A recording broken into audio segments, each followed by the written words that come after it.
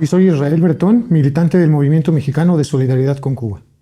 La semana pasada, del 9 al 12 de octubre, tuvimos aquí en México la experiencia de ser la sede del noveno Encuentro Continental de Solidaridad con Cuba. Es la segunda vez que México es sede de una cita de este tipo. La primera fue en el 2011, que albergamos el sexto Encuentro Continental. En esta ocasión nos correspondió ser la sede para este noveno encuentro, en donde tuvimos presencia de una veintena de países del continente y de las islas del Caribe, además de la representación de alrededor de 27 estados de la República. La importancia de estos encuentros radica en el momento crítico que está viviendo Cuba en la actualidad. Para nadie es un secreto que Cuba está enfrentando una situación quizás la más complicada de toda su existencia. No es de a gratis, es una situación que es el producto de una guerra sistemática que por más de 60 años Cuba ha enfrentado. Y digo guerra porque no se puede calificar al bloqueo de otra manera. Eso es lo que es. Ha sido una guerra de exterminio lenta contra el pueblo cubano. Entonces, dada esta situación crítica que está viviendo el país, producto de todas estas medidas arreciadas con la administración Trump, se hace necesario que activistas de la solidaridad de todo el continente unamos nuestros esfuerzos, veamos algunas maneras de poder hacer patente nuestro apoyo y mantener viva esa esperanza, ese faro que representa Cuba. Tuvimos una inauguración en el Centro Nacional de las Artes, una inauguración donde tuvimos la presencia de la presidenta de la Cámara de Senadores de México. Estuvo también acompañándonos para dar unas palabras por el momento que se vive la embajadora de Palestina en nuestro país, además de la inauguración que estuvo a cargo del embajador de Cuba en México y el representante de los institutos de solidaridad allá en Cuba, que es el Instituto Cubano de Amistad con los Pueblos, cuyo presidente, Fernando González Yort, fue el encargado de inaugurar nuestro encuentro. Cabe mencionar que es un héroe de la República de Cuba, uno de los 5 héroes prisioneros del imperio que pasó cerca de 15 años en las prisiones estadounidenses por combatir o por ayudar a combatir a las bandas terroristas que preparaban atentados contra Cuba.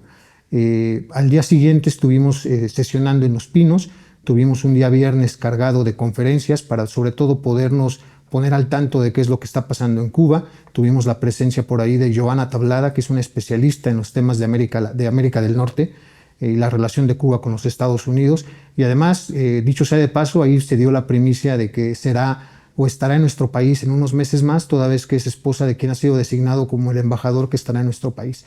Así que bueno, será un lujo tenerla por aquí en esa misión diplomática. También tuvimos por ahí un intercambio con el pentacampeón olímpico, con Mijaín López, una leyenda tal cual del deporte olímpico, el único ser humano que ha alcanzado 5 preseas doradas en estas justas y que es para nosotros un ejemplo precisamente de lo que a pesar de ese bloqueo, a pesar de todas las carencias que Cuba tiene y que no se pueden obviar, todavía se generan esa clase de deportistas de élite, de alto nivel, y Mijaín, bueno, es un ejemplo de ello, ¿no? Tuvimos también una entrevista o una sesión de conferencia con Luis Fernando Rojas, un joven intelectual cubano, hablándonos de guerra mediática y todas estas campañas de desinformación que sobre Cuba se están vertiendo y la importancia de contrarrestarlas. Y cerramos ese día en las conferencias con una leyenda, con un ícono de la Revolución Cubana, que es el niño Elian González. Todavía le decimos niño, es un joven ya, un adulto de 30 años, pero todos lo ubicamos por ese caso tan mediático que significó cuando naufragó en un intento de huida hacia Cuba, fue quitado de los brazos de su padre, secuestrado o mantenido secuestrado en los Estados Unidos por esta comunidad anticubana de Miami, y toda la lucha que el pueblo cubano, dirigido por el comandante Fidel Castro, enarboló para su regreso, ¿no? Con una actitud gallarda de su padre, ¿no? de acudir a Estados Unidos por él, atender los juicios que se estaban celebrando de aquel lado, aguantar toda la presión de esa comunidad que incluso lo quiso comprar, sobornar, le ofrecieron las perlas de la Virgen con tal de que no regresaran ni él ni el niño. Y ya estando ahí, pues era hasta cierto punto algo que pudiera haber ocurrido. Sin embargo, él mantuvo siempre su compromiso, ¿no? Su lealtad, y ambos volvieron a la isla, y hoy Elian, bueno, es todo un personaje, ¿no? Algo, verlo ahí tan cerca, tenerlo aquí por primera vez en México, después de que fuimos tan conocedores de esa causa, de esa lucha, pues sin duda fue importante para nosotros.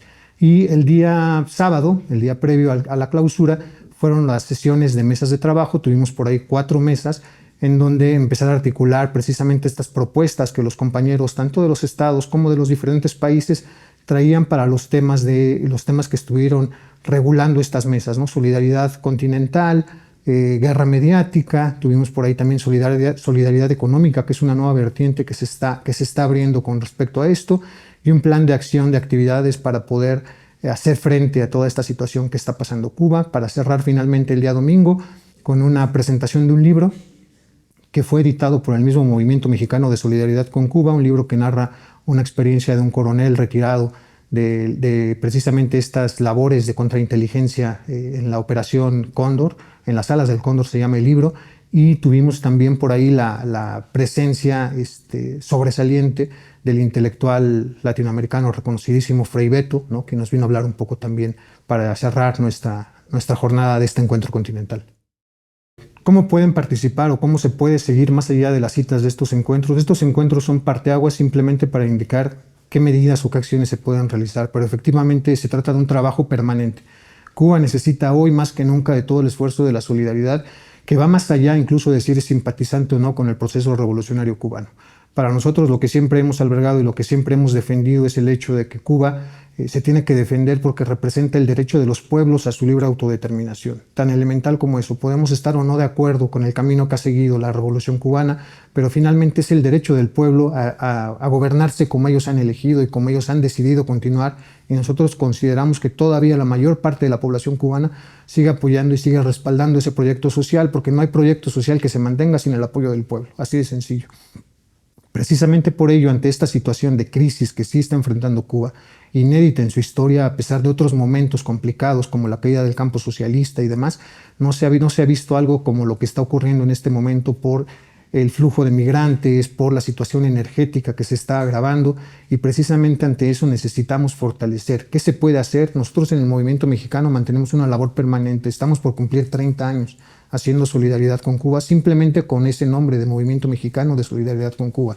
Previo a ello hubo una serie de organizaciones que también realizaron solidaridad, y que bueno, toda la unión de estas fuerzas dio origen a este movimiento. Nosotros nos reunimos todas las semanas, el Comité de la Ciudad de México, precisamente para planificar qué tipo de acciones se pueden realizar, como lo que viene enseguida, que es la votación ante la ONU con el bloqueo, donde además se está viendo por ahí la tendencia del secretario de Estado, Marco Rubio, también miembro importante de esa pandilla anticubana que opera en Miami, quienes están presionando para quitar esa tendencia histórica que siempre se tiene de una mayoría abrumadora que rechaza y que pide el cese de este bloqueo.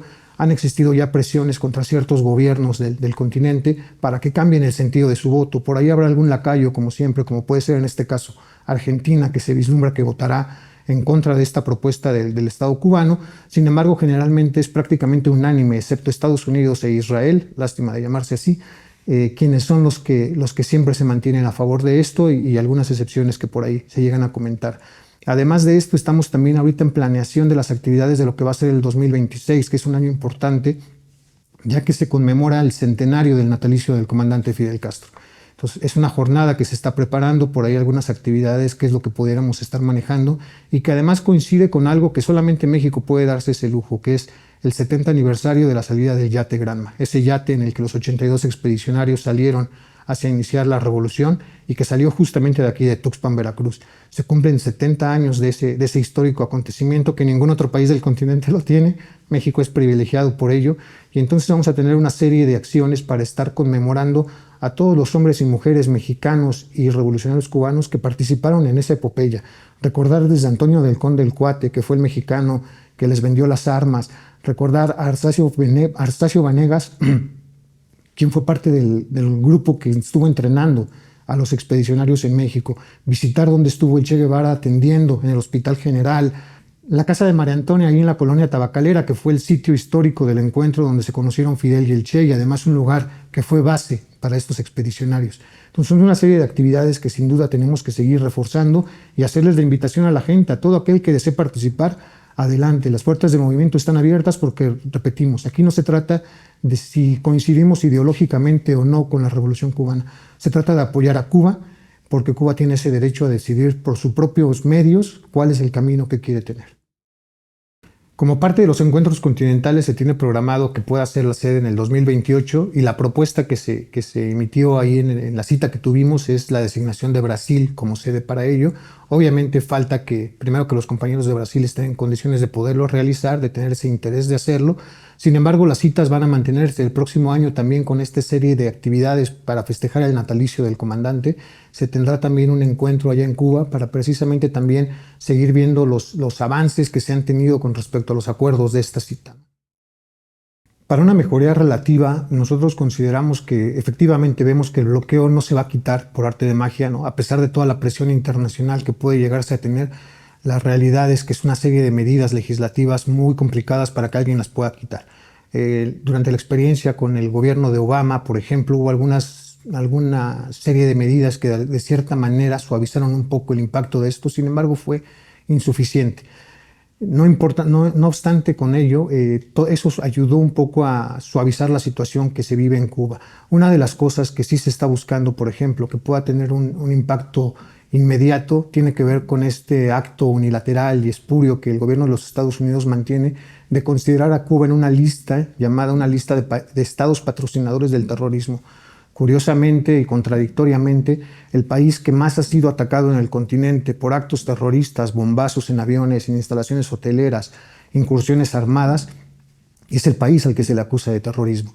Y este hecho de estar incluido en esta lista tiene ciertas actitudes negativas, por ejemplo, porque limita a Cuba el acceso a sectores financieros para obtener préstamos, para poder realizar transacciones en el mercado internacional, de por sí cercadas, y las pocas que se tienen aún más cercadas por esta clase de medidas. Este es uno de los puntos importantes que se quiere quitar, que Cuba salga de esta lista, porque de entrada no tiene ninguna razón para estar incluida como un país, un estado patrocinador del terrorismo.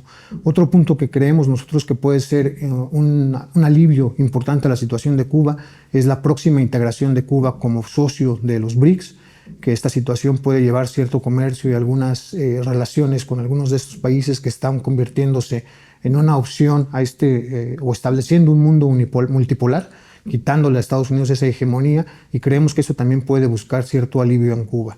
Y para nosotros, desde el punto de la solidaridad, algo que es importante y que se destacó en este encuentro es una nueva vertiente. Si bien nuestra solidaridad siempre ha sido política, que se tiene que mantener como haciendo esta exigencia de este tipo de medidas, ¿no? Y demandando y denunciando la situación que vive Cuba, o por qué Cuba vive la situación en la que está viviendo, pero se está abriendo una nueva pauta, que es también hacer o ser partícipes de la solidaridad económica.